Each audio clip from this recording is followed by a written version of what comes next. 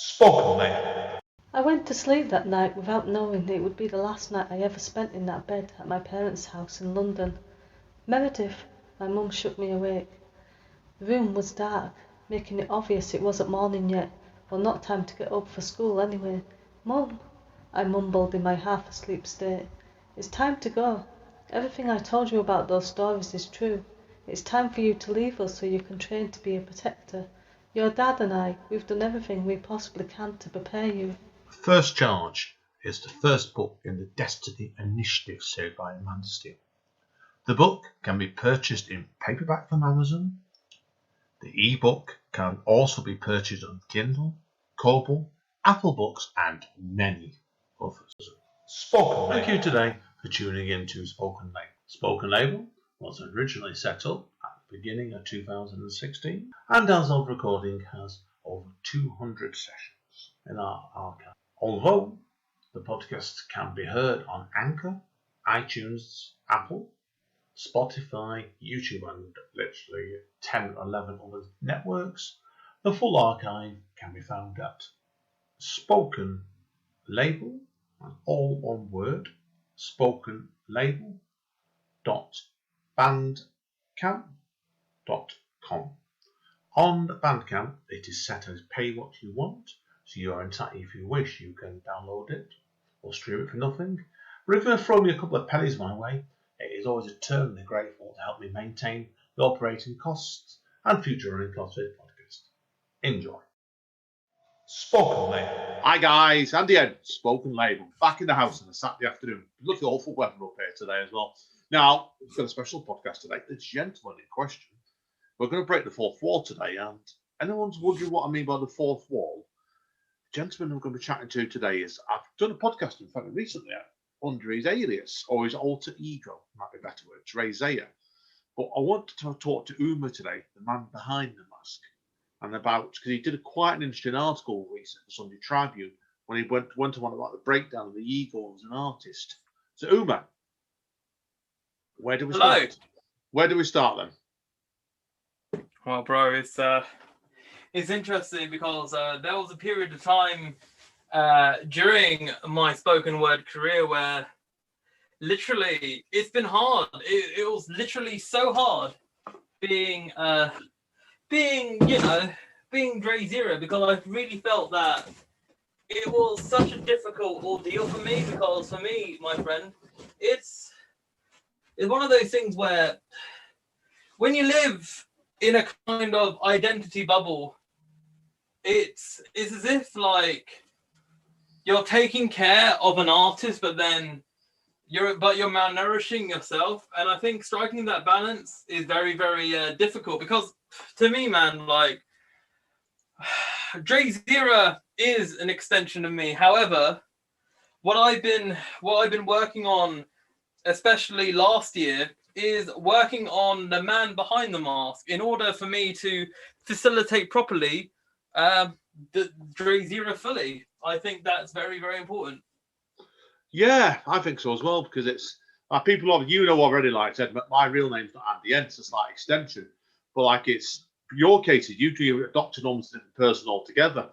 And I obviously know you as Umor as much as I know you DrayZera, and I can see the similarities between the two of you. But DrayZera, in some ways, is like you doing the Steve Austin route. You've turned yourself up to 120 or something, haven't you? So, like, that is definitely the bottom line.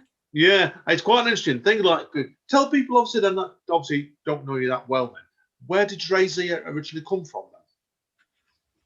Then, so DrayZera is an amalgamation of, say, for example, I dated a lady called Becky way back in 2014, and she used to call me Zera, and I nicknamed her Astra.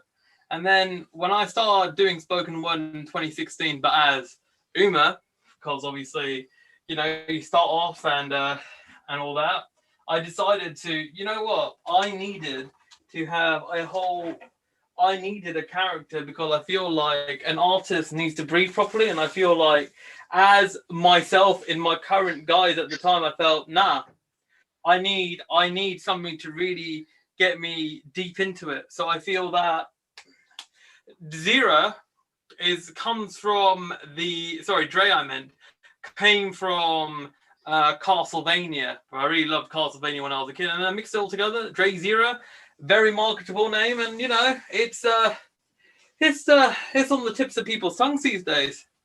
Yeah, it certainly has, and it's what's been interesting really is towards the back end of last year. I've not seen you perform this year yet, but I know at the back end of last year, at one point, you actually DrayZera took a break, didn't you? And you were doing some readings as Umor, like your real self. Now, how did that compare then? I mean, breaking fourth wall again, but I'm sure I performed at Spoken Label in January. I mean, DrayZera did, but jokes aside. Yeah, DrayZera is part of the family, right? So it was cool. Oh, it sure is. But yeah, sorry, repeat the question again, sorry. Yeah, sure. I saw you a couple of times at the back end of last year. I've not seen you read this year yet, so I can't comment. But I know you were... Umor, yeah. Yeah, Umor, didn't you? Now, how did that compare then to still breaking the fourth wall, as actually reading as Umor instead of DrayZera? I felt bad. I felt very weird because I felt it was important to do it because it was kind of like a cleansing kind of stage. However, I honestly feel, Andy, that to be perfectly honest, at the end of the day, my honest feelings towards it is that I felt that I wanted to continue performing poetry, but I felt that DrayZera needed a break because it was just so draining. It was just so draining and intense for me. So I honestly just needed to escape out of DrayZera because to give context, in October, I split up with my then partner at the time, known as Becca, you know, I all love the ladies with the letter B on them anyway. So, but then we split up, and even just towards the end of the relationship, I was doing a voyage of self-discovery in the sense of really figuring out what I want in my life, who I am, all that kind of stuff, working on myself, working on the deep inner side of me, and I feel that being the DrayZera character distracted me from it. I felt that for me, I really wanted to focus and really nail down who I am, because if I don't know who I am deep down, then how in the world am I going to work on DrayZera? Because otherwise I'm just going to have absolute massive imposter syndrome, of which I felt I mentioned in the Sunday Tribune. He did, and that's why it's interesting to mention that today, because we agreed about when you did that feature back in the last year to have a quick chat. It's a fascinating topic to go on to, really. Like I said, it's like you're trying to do what you're doing there. I think if I'd done it, it would drove me absolutely mental. Like I said, that's respect to you to having the guts to go and do that. It's a case of people don't know. When you do DrayZera, you're putting the energy into it, aren't you? It's not just you're sitting there and monitor and reading and stuff. It's like yours is a full performance. Yeah, and people don't realize that there's for performers that not only like performs with with energy and that, there's also other things as well, making sure the lighting's correct, making sure the second recording device to record myself is correct for social media, making sure that all my poems are set up. I mean, I'm sure quite a lot of people do anyway, but are like working on literally making sure I give the best performance possible.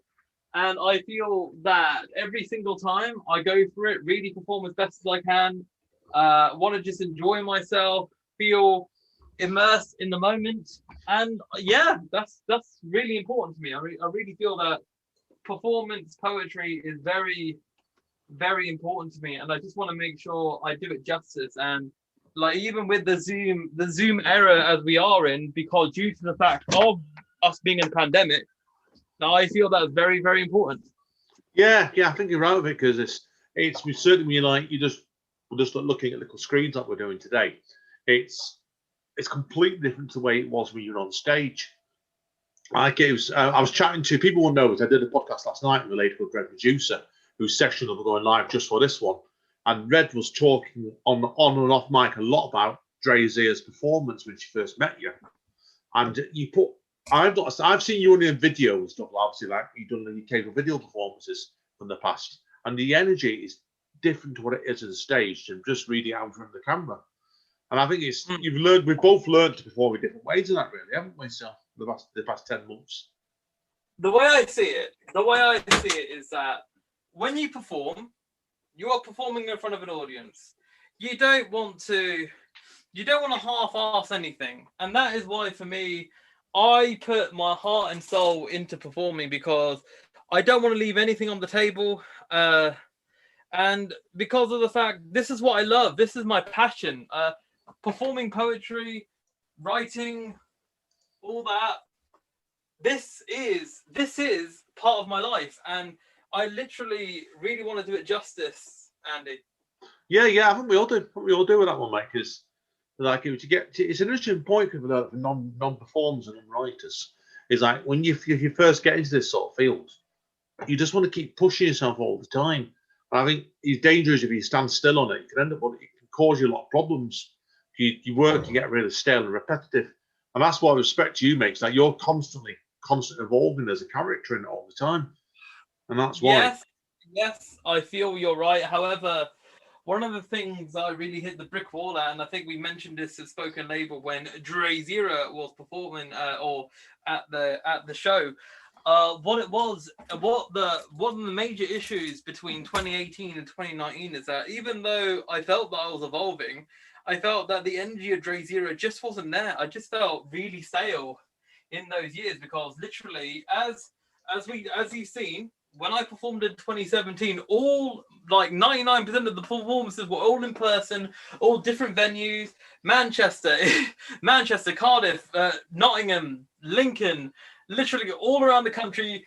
And in San Fran, doing all those performances really burnt the mother trucking out of me. Like it really was an eyesore for me, Andy. It was like, what the hell? You know what I mean? It was like, wow, performing all that. And then literally 2018, 2019, also for personal reasons too, I was absolutely spent. And I felt, if there is any positive with the pandemic that we're living in 2020, yes, I did perform once in Southend in person, but all the other performances were all virtual. And I guess that was also a positive in itself, because the way I see it is that because of that, I had time to relax. I had time to, just find my footing again. Because when you travel, and I'm sure you can vouch for this, when you travel in general, there's a lot of hustle, there's a lot of bustle, there's a lot of intensity that gets involved in it all.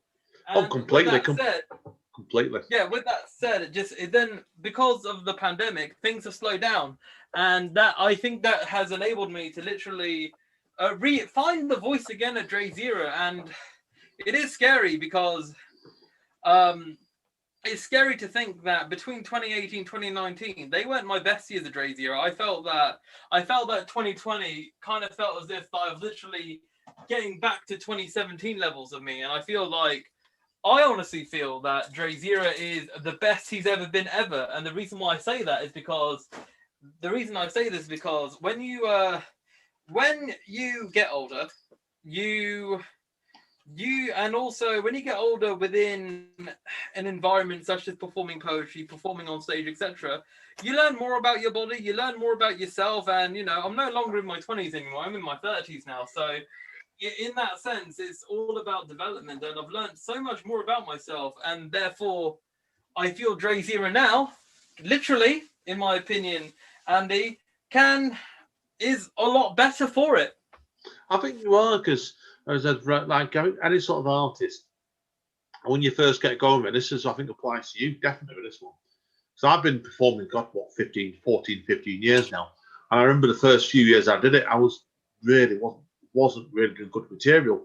And then it was the case, I think you kept at it. I kept at it like you did, and eventually found the direction I wanted to go. That's what happened to you, basically, with it. Like I said, you bought your first book out a couple of years ago, didn't you? So, and then there's DrayZera, I've seen you go around. It's great when you're on the Wrestle Up podcast. We break the forward. I love the fact you always make a habit of. Yeah. 1 second, sorry. The battery in there ran out my laptop then. Stay strong. Yeah, carry on. Yeah, sorry. I love everyone listens to our Wrestle Up podcast with Dr. Paul. There's a playfulness about you, and that's always great fun to watch. Like it was, we had one recently where you were basically shattered out from the night before watching one of the AEW specials where it was brilliant. And it added God, yeah. that was great fun. It's just good laugh, but like there's a difference between that and you as a person. And the same goes to me, really. And that's what's really interesting when you talk about the characters and what you're doing there is DrayZera. So it's quite interesting. So do you have any ideas of where Dre's going to go this year in 2021 yet? No. Well, at the moment, staying at home because we're in a pandemic, but or in my partner's house. But honestly, Andy, I see DrayZera as continuing to performing at different events, because I think what is important for me is I don't like to stay performing at the same events all the time. I like to keep mixing and matching. I love to keep mixing and matching and literally just continue to just keep working hard, just keep working hard and keep performing. And I think that's very, very important for me, because I feel for me that is what resonates with me, Andy, because I feel that just keep progressing and also really work harder in an area which I kind of neglected, which I think is very important, in applying for doing them publications. In other words, like, for example, DrayZera was in the charity anthology that Amanda Steele the words to remember one. And I'll do love. Me and Amanda were out going for a walk in our local meadows today in the forest, the back of us, and she was going on about that. She was really praising your positivity. Well, that she was. So it shows you that. That's what I like about working, man. Everyone's good. Everyone's good at Umor here, as DrayZera. You've got that infectiousness about you as a person, and that's why you're very encouraging. It's a pleasure to work with you and stuff, mate. I agree with you. I said to keep up the publications, so that's why. So definitely that one, mate. I think like application is very, very important, and also the fact that you just want to keep pushing forward, because I feel that people don't give themselves enough credence or appreciation in themselves, in that, like, I think, like, people get sad, people get down, and that's understandable, because being sad and upset, they are important emotions. Like, you can't neglect emotions.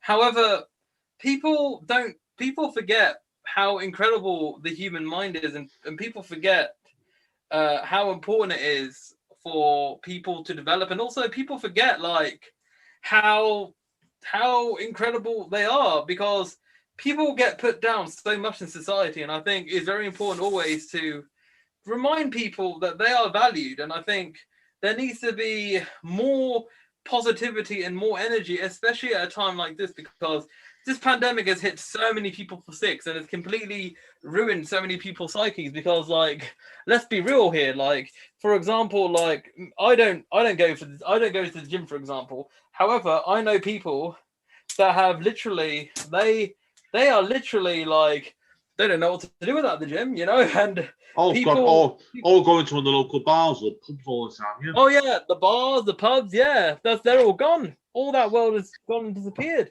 Yeah, they may not come back to us yet as well, because, like I said, it's definitely where it's heading at the moment. I agree with you. I've not been on those games for about 10 years now, because when I come to it, I became diabetic. It changed my entire life. But like, I found it funny the way it affected people, definitely on that one. So I agree with you. And that it's be interested to see how, when things hopefully improve later on this year, and what's going to happen. Basically, will theatres reopen and stuff like that? Where our performance space is going to be, where we can do our pieces. It's incredible. It is incredible, because I was in early March. I think I have it somewhere on my wall somewhere. I had there was a barber. Yes, it was the 5th of March last year. I went to a theatre show of Barbra Streisand. Shout out to my homie Winter. She was Barbra Streisand, and I knew her through poetry and music within the scene of Southend, and she performed at the theatre in my town. And it was great. She performed so well, and with that said, like, she performed so well, but that was it. I was a little bit nervous because it was early March. I saw what was happening in Italy, and most of the target demographic were elderly individuals, and I was like, shit. And literally the next week, literally in a couple of weeks after that, the theatre shut, and the theatres have been shut since. So yeah, it is crazy how things have changed. And literally, like, if we're in 2019 talking about this now, people thought you'd be bombing mad, but here we are, Andy. No, it's true. It's true. Like, it was certainly from our perspective in Manchester, was it got through to January and February. I saw it coming in February, to be honest with you. And I think Amanda did as well. And like, we were absolutely, our night we do speak easy, but you would have been to the Zoom one. We're getting for 2 years before that. Me and Amanda Steve were getting 50 or 60 people attending in person all the time. And it was getting to the stage where we would have had to look for a bigger venue because it was getting that rammed. And it's like the venue's gone where we're at, and when things lift again, hopefully in the year, we're going to have to make a few judgment calls where we go next and directions and stuff. And I don't know, it's just very, very funny times at the moment. So I think a lot of it is, there's a lot to wait and see, really. So it is incredible. And I mean, so I initially said this year that we will slowly see some changes in mid-February. Now, even with this new variant in the UK, I'm still being hopeful. However, I would say that things won't start opening up again until I would say at least April now. Yeah. At least April. And that's being very, very, very conservative. I think so as well. There's talk going on at the moment. There's a lot of bits of it. Well, I'm not talking about poetry, but it's people worth noting this. Like, I've heard a lot of talk going around. A lot of the pubs and bars, they reckon, won't be reopening up until May time, at least toward May bank holiday. And then there'll be a case of certainly in the art scene like we're in, it'll be a case of wait and see what happens then. But it's going to be some interesting times coming up this year, that's for sure of it. So, watch your space. You know what I'm saying with that? Definitely so. Umor, anyway. Well, that's cool. We're going to talk about today with that. So, if people want to find out more about DrayZera, where are they best going? Well, good question. Well, they can find DrayZera at YouTube, Instagram, Twitter, Facebook. Type in DrayZera, you will find it. Links will be provided on a spoken label as well. Oh, yep, absolutely. And yeah, check it out through there. And I also have every Monday the DrayZera Uncensored podcast, the third best podcast in the world, next to Wrestle Up and Spoken Label. Check it out every Monday. Plug. And yeah, check it out for Show. And yeah, definitely. Yeah. It's good to me, mate. So, right, we're not going to do the poetry second half, of course, because that is taking one step too further, obviously, because it's just Umor today rather than DrayZera. But hang around, everybody. We shall see you all soon. Thank you again, Umor, and see you all soon, mate. Spoken label. Okay, guys. Yes, you can tell there's a part 2 coming here because people wouldn't necessarily know this, but Umor in the background is getting his clothes together. So we're going to go deep in. Home organising. Shout out to Marie Kondo. We're going to do some heavy hitting now. Instead of Umor doing some poetry.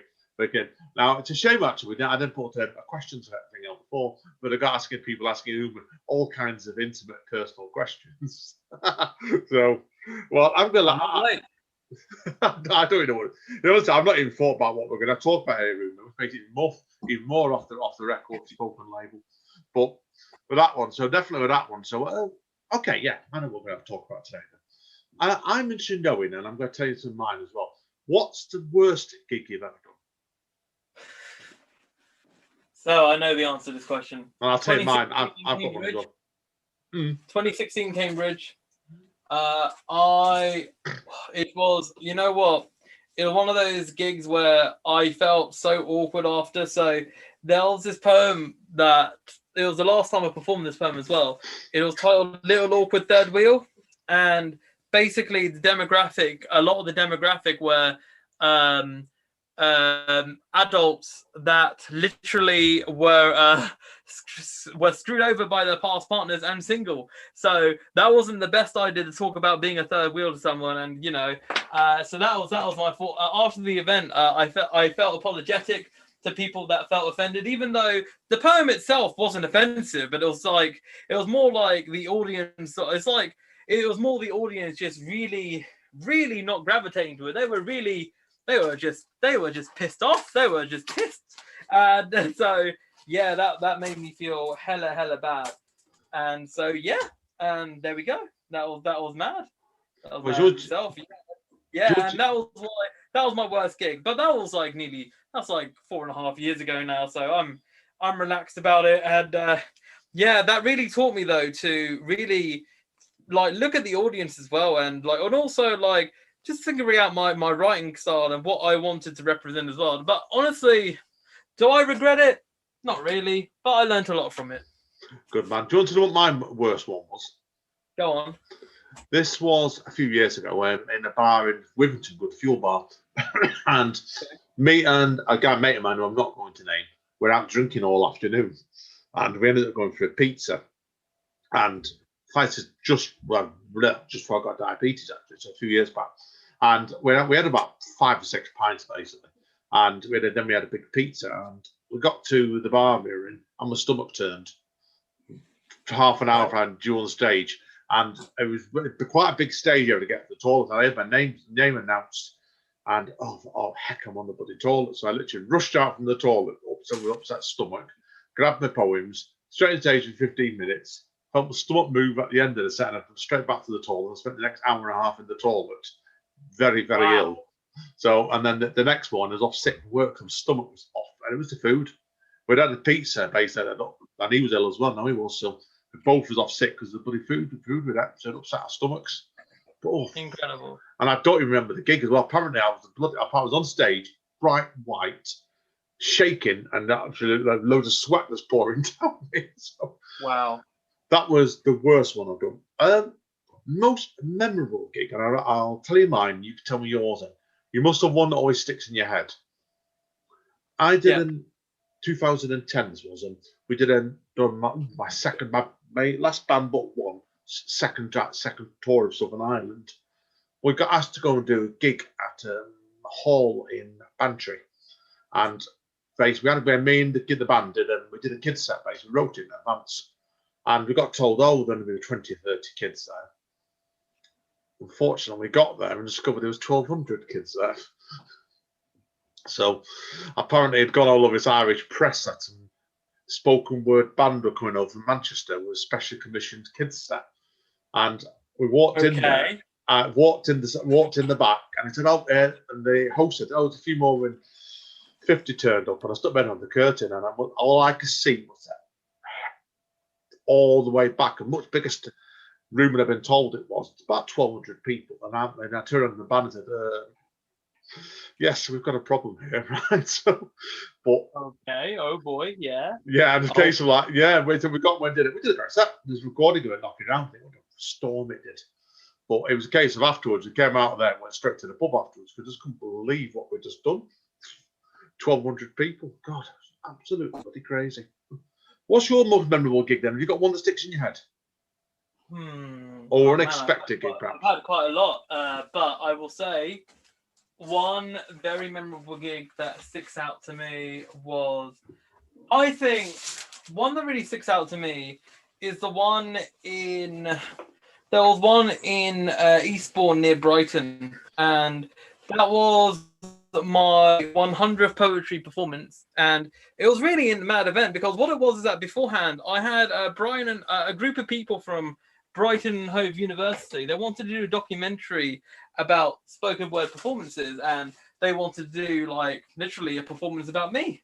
Oh wow! Like, you know, like, so they would like so my demands were interesting. I said, look, pay for my train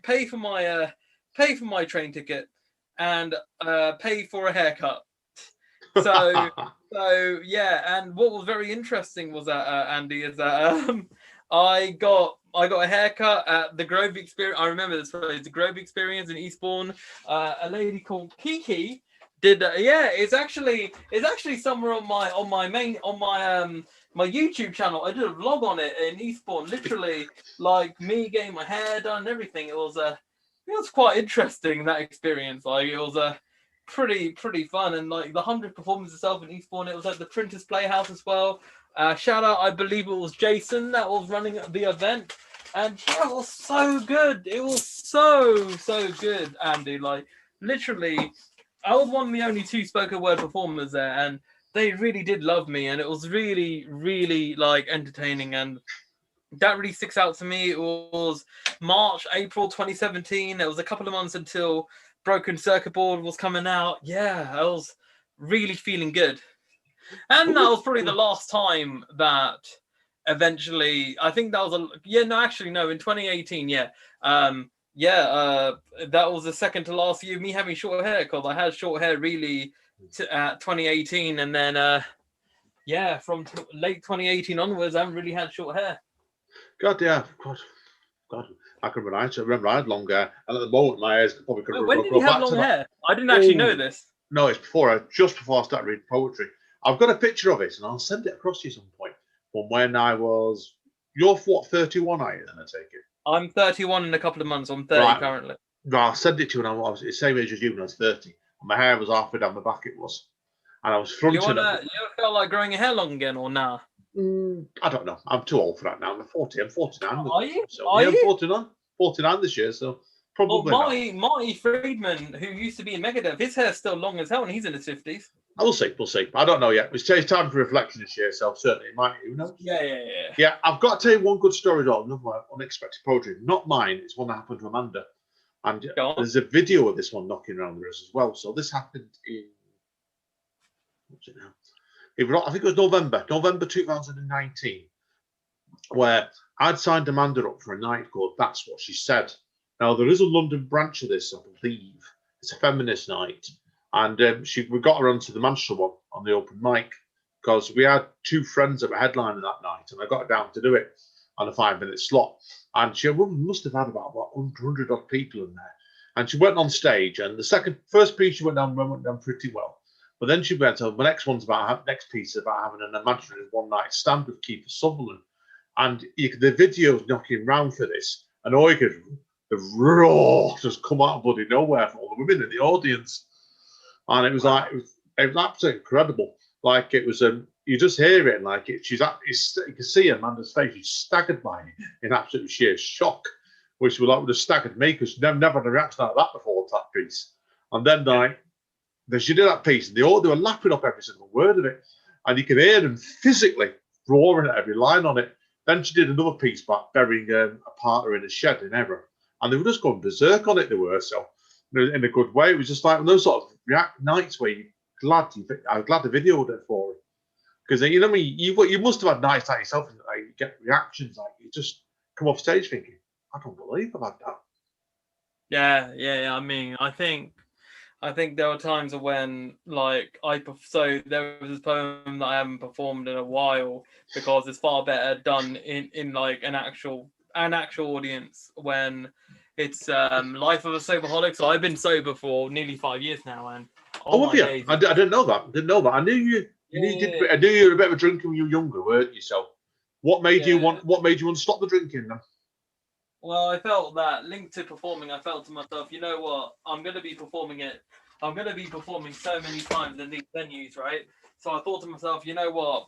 If I cut my ties now with alcohol, then I'm literally going to have more longevity in performing poetry. So I made that decision because I felt it was right for me to literally just stop it, like, to cut it dead, because I felt that I was never addicted to it, but I felt that if I continued that path, then I felt that I might become dependent on it. So I'd rather prevent something from happening than say going to AA or seeking help, because I felt that I sometimes have a natural addictive personality. So I felt that for me, I felt what was important is me just really focusing on myself and just cut it all out. But back to Life of a Soberholic. When I did that performing poetry, it's so good because I always get my prop is orange juice, and it involves orange juice, and there's a lot of crowd participation, and it's so good when performed in person. And I reckon that I will bring it out one day for the first time in years, because it has been it will be like 2 years since I'll have a run of performances in person. You know what I mean? So it'll be good to get that back again. Yeah. No, I get it completely. I know when we get back to the proper live circuit where we are in Manchester, Amanda's got a couple of pieces now where she had a piece that went up into BBC Manchester fairly recently on the radio, and it's absolute stormer of a piece. It is absolutely, and it's it'll go down like a storm basically once we get to the live circuit. And I've got a couple of pieces on myself, Will. So I think that's what we're missing really. Just plodding along with it, aren't we? So let's see what happens next, basically. So, have you got any questions you want to ask me, Umar?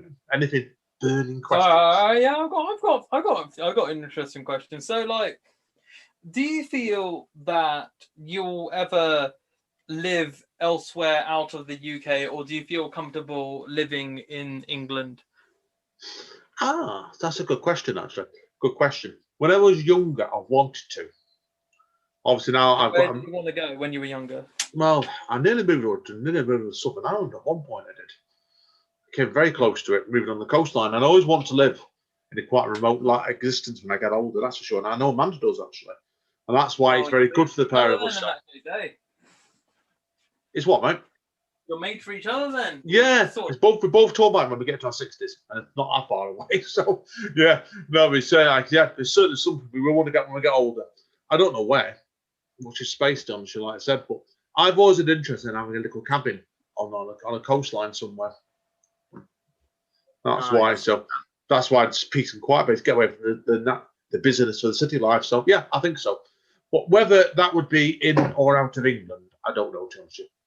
Would you say that the thing is, though, would you say that without going too like political or geographical, would you say that Brexit may have made things more difficult? Yeah, I think it's certain. Obviously, I can't go into a lot of details about Brexit on my side, you know why, but certainly it's got to change society. I think the way we're looking at now, whether that's for the better or the worse, only time will tell. Personally, I think it's going to make life a damn sight more awkward for artists traveling abroad and stuff like that. Because I've been talking a lot to I know a lot of musicians, and when things calm down after the virus, a lot of them are basically saying they may have to pack in music altogether. Because that's really sad. It's really bad. It's because of the visa situation. Because obviously, you're going back to what we had, 30 odd years ago, 40 years ago now, pre-European Union. A lot of the visas are quite difficult to get into Europe to perform, and it cost a lot of money. And now the costs are going to go up even more. So I don't know if to answer that one. So how about you, Umar? Would you envisage moving out of England?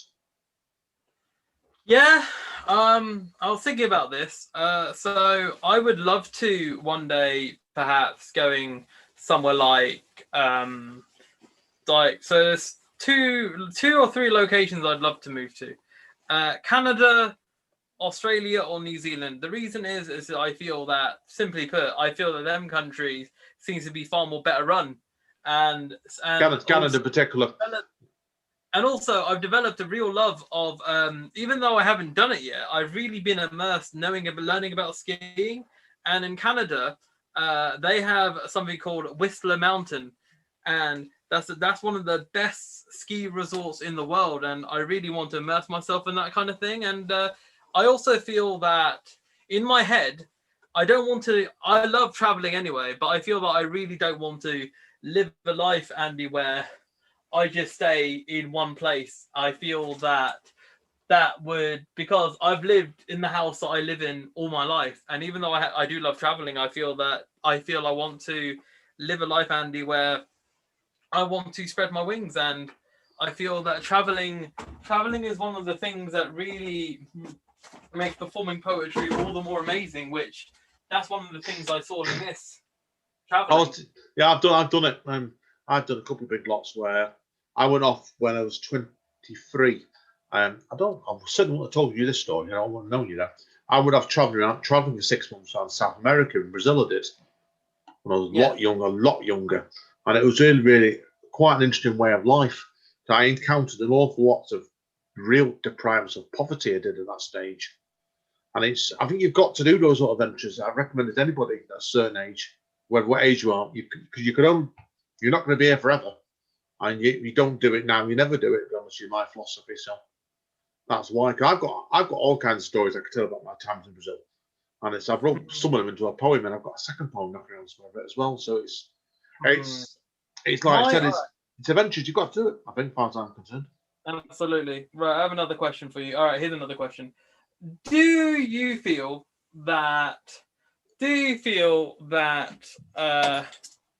countries such as America and the UK, will they ever be helpful in the sense for everybody again? Because not to go too political, but the thing is that Biden, by the fact that he's naturally better than Trump, will be a far better president than Trump. But I feel the worry is that all in all, because he's naturally going to be better than Trump, because you're literally scraping at the bottom of the barrel there, right? You're going to get, he might do things that might not be good, but obviously he's not going to get called out because people are going to be like, well, at least he's nowhere near as mad as Trump. And also with Boris, Boris is a bumbling oaf, in my opinion. And I feel that I've got to be careful how I answer that one. So about Boris, I don't agree with what he says. That's the best way I can leave it with that one because I'm sure you know why, right? But yeah, Trump's worrying, really, really worrying. And it's like you've had all those frankly disgraceful scenes going at the two houses of Congress, didn't you? But he incited everybody to go up and riot. 2021. It's like this mad. Yeah, I never thought I would see anything like that happen ever in my life. Yeah, it's what is going. The interesting is to bear in mind for someone like Trump is, I think UK's got a similar sort of problem, but it's in a different way. As you look, time history will show with they obviously had a Barack Obama, didn't they, before Trump, and he was an incredibly modern president in a country that's had all kinds of racial issues over the years, and I think he was restricted what he could do because Republicans are in the House of Congress that blocked a lot of his moves. The House of Senate, I believe. And the House of Senate, yeah. That's what I mean. Then you get like Trump's coming and he's left America, whether he meant to or not, in a very, very divided state. Very perilous state, yeah. Yeah, you've had all the Black Lives Matter thing blowing up, obviously. And there's been another one, did you know this? Another one happened, apparently. Another young black man died mysteriously in some cells in Brussels, apparently, the other day, I noticed. And it looks like it's going to blow up again. But in America, when all that blew up, I've never seen anything like that in our lifetime, certainly. And it's just been really, really worrying. And like it was, I was chatting to Red Medusa last night. She was telling me a lot about the demonstrations that happened around London over it. We had a big one in Manchester, week after that happened, and there was something like we were in full lockdown, and they had effectively something like 750,000 people coming into Piccadilly Gardens. But the thing is about protest. Like one thing about the protest, which was very fascinating, and I told people this, like the vast majority of all the protests and campaigning for Black Lives Mattering they were all like socially distant, so cases did not go up, they just went down. It's in Manchester, it's a bit more controversial because quite a lot of people are walking on masks on as well, and they weren't social distancing. But it's been to get people out of the house and everything like that. My philosophy is when that was happening, it really, really shows you that it meant a lot to those people. And society, in a lot of ways now, I think, you must, I know you agree with me this one, is the amount of changes in our lifestyles. This is the most real, basically, it's grab people, the haunted us. Every time we get our lockdown, everything's going to completely change. Work patterns, your way of life, how you make friends and stuff, and because then anyone who's interested in this thought things like, I know you'll be the same as me in this, is over what we've had in the past 10 months, I've drifted apart from some friends I've known for 20 or 30 years pre to lockdown. And time we get out of lockdown, I'm probably never going to speak to them again because we've drifted, but then made other friends to replace it. And it's just been a very, very unusual year, really. It is so freaky because I also feel that this lockdown has made me open my eyes in certain people that, maybe I felt not close to, but like deep towards, but they kind of, it kind of just feels weird because I felt that, in a lockdown situation, Andy, I feel like the people that mean most to you, they don't have to like communicate with you per se, but that vibe when you know that they don't care, That's the kind of vibe I've got with certain people. And, like, it's good. better to just cut your ties rather than to waste energy. It's like anything, really. Like, if it's like anything. Like, if you really like somebody, or, like, just give them the inclination that you want to, like, communicate. And that, I just feel that, I honestly just feel like, yeah. But at the same time, you have to balance it out, saying, like, people just couldn't handle it. People just can't handle it because naturally we are social creatures, Andy. Because naturally, no matter if you're introvert or extrovert, we as human beings naturally we gravitate towards socializing with people, and that's it, really. That is it. And yeah, it's going to be one of those where it's going to take ages for us to recover. Oh, God, completely with that one. I agree with you. Now, last question I want to ask you about this today is our open answer question. I know some talk about Frank, and I'll answer mine side in a minute. Is like, obviously, I know you've been in a relationship for a bit now. How has it been trying to maintain a relationship in lockdown? Oh, fuck. See, we're getting deep now, deep and deeper. Yo, that's deep. Yo, that's so good a question. So it's very interesting. So I'll exclusively tell you how I got onto, like, both these relationships. So the first relationship, right? I literally so when the first week of lockdown began, I literally didn't see anybody. Like, literally saw no one, didn't want to see anybody, etc., right? And the craziest thing is, Andy, is that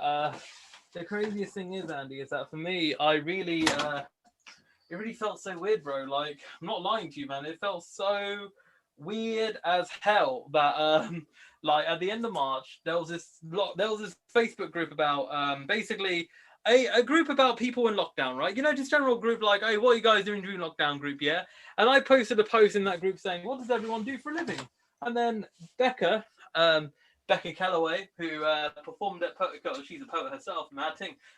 Anyway, she said, oh, I do palmistry and tarot readings. And yeah, I found that interesting. So I messaged her in the comment, do you want to read my palm? She said, yeah, sure. So I took a picture of my palms, sent it to her, and then she did a 20-minute palm reading. And then I thought, you know what? I really want to make a series out of this. So I used to use excerpts of her palm reading and then created the Palm Chronicles of kind of a story where she captured DrayZera in a weird alternate dimension, and I need to get out by learning about myself. And so basically, I started to grow interested in her because we were just chatting here and there.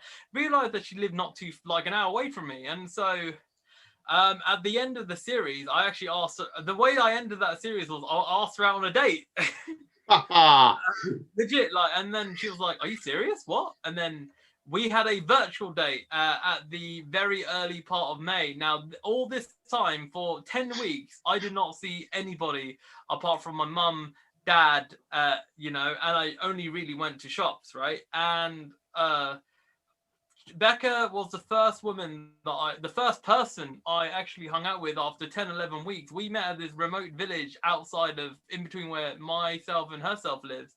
And we slowly built our bonds. And the moment that we were allowed to, be in social bubbles and be in someone else's house was the first time I actually went around hers. She's never been around mine because I have two elderly parents, so I thought that was far too risky. Even to this day, it's still too risky. And so we maintained that relationship here and there. Been extra safe. I travel a lot of the time. Wore my mask for hours because a lot of the time there were bus replacement services, so 1 hour journey to the 3 hours. And and I think maintaining it's hard because maintaining it was hard for me and Becca because it didn't work out because we were in different places in our lives, and like, we're still friends, we're still cool with each other. But then with the newest relationship with this lovely new lady that I have in my life, it's mad because the fact is, we both live in the same town. She lives by herself. So therefore, and we met just before the second lockdown, before the second week in November.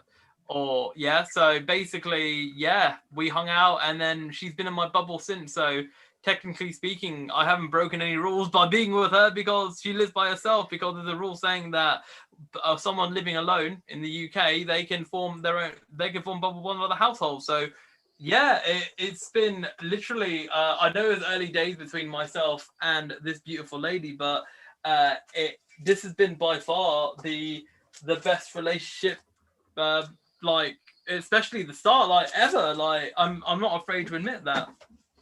Oh, that's fair play, mate. That's what you do. That.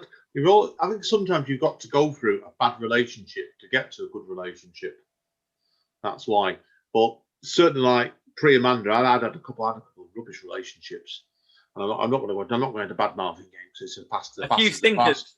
Yeah, past is the past, basically. So, but it's for a reason. But it's interesting because mine and Amanda's case, and there's people that know us wouldn't necessarily know this, but November 2019, things went a bit berserk for my family because my dad had a stroke, he did, and they got rushed into hospital.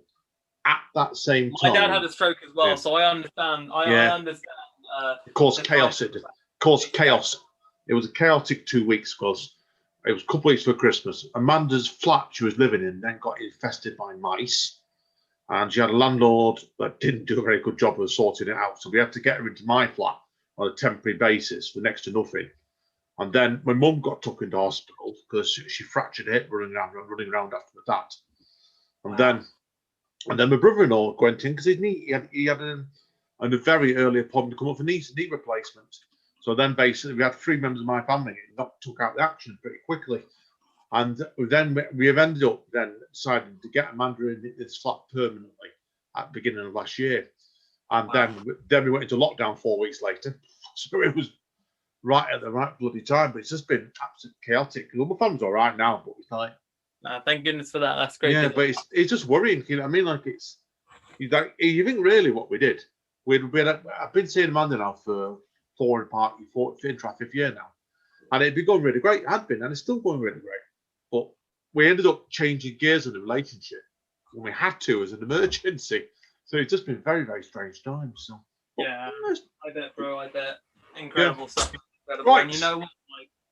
Like learning about all this, like, and all that kind of stuff, man. Because of it, it's one of those situations where, like, the adaptability that everyone has to go through this is incredible. Because I know it's so cliche to say, but these are all unprecedented times, and we've all had to buckle up and, like, literally, like, honestly, we've all had to adapt in our own way, Andy. Like you know, like, for example, I can't hang out with certain people because, you know, it's like, simply put, like, it can't. There's no, you know what I mean? Like, can't hang out with certain people. It's because of the fact that, well, you know, we're in a pandemic. You know, can't travel, can't perform. Like, can't perform in person in stages and that. You know, it's all different now. It's all a different world. Like, you know. Yeah, no, it is, and it's definitely that one. The world has changed. It's going to be interesting next 6 months to see how it goes. So, right, Umar, should we call it quits there, mate? Because we're going to obviously go and get ready for our other podcast today, aren't we now? So. Oh yeah, absolutely. I can't wait. More chat. Let's go. Let's go then. Right, guys, this is Spoken Label. Definitely signing out for the second time this now. So thank you again, Umar. It's been great fun today, mate. So I'll see you all soon, guys. All the best, man. Always love Spoken Label. Thank you. Spoken Label.